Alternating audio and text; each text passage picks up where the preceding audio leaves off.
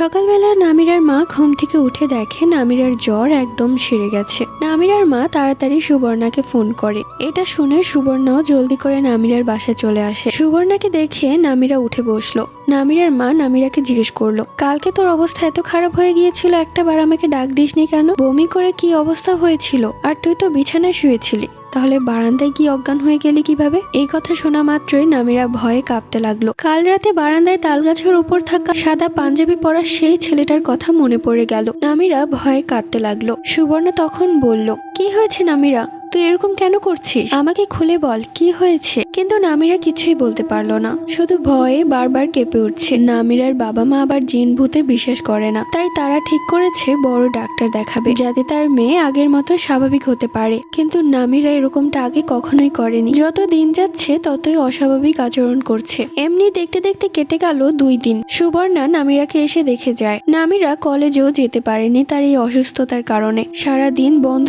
ঘরে সব দরজা জানালা বন্ধ করে থাকে। এরকম ভাবে কি কোনো মানুষ বেঁচে থাকতে পারে? একদিন রাত্রিবেলা, রাত তখন 11টা বাজে, নামিরার মা নামিরার ঘরে এসে নামিরাকে বলল, মা তুই শুয়ে থাক, খারাপ লাগলে আমাকে ডাক দিস, এখন শুয়ে পড়।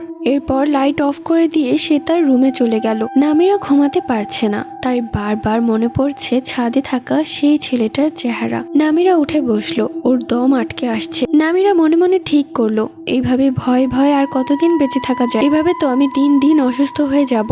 যাই হোক, এতদিন আমার সাথে যা হয়েছে সবকিছুই আমার মনের ভুল।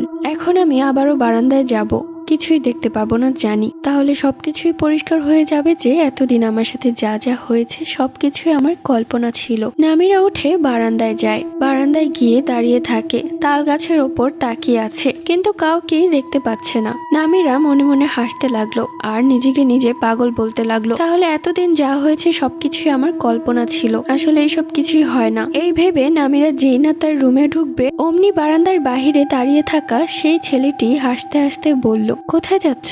নামিরা থমকে গেল, তার পেছন ঘুরে তাকানোর সাহস হচ্ছে না। সে স্থির দাঁড়িয়ে আছে, নড়তেও পারছে না। তারপরেও অনেক কষ্ট করে পেছনে ঘুরে তাকালো এবং তাকিয়ে দেখলো বারান্দার ভেতর সেই ছেলেটি দাঁড়িয়ে আছে। নামিরার মনে হলো যেন কলিজাটা এখনই বেরিয়ে যাবে। নামিরা ভয়ে চিৎকার দিল, কিন্তু তার গলা দিয়ে কোনো স্বর বের হচ্ছে না। ছেলেটি মুচকি হাসলো আর নামিরাকে বলল, তুমি আমাকে ভয় পাও?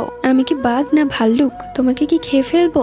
নামিরা চুপ হয়ে তাকিয়ে আছে, মুখ দিয়ে যে কোনো কথাই বের হচ্ছে না। এরপর ছেলেটা বারান্দা থেকে ঘরের ভেতর চলে এলো এবং বিছানার উপর বসে বলল, বাহ, তোমার ঘরটা তো বেশ সুন্দর। তুমি দেখতে যেমন সুন্দর, তোমার ঘরটাও খুব সুন্দর। নামিরা তখনও দাঁড়িয়ে আছে, সে কিছুই বলতে পারছে না।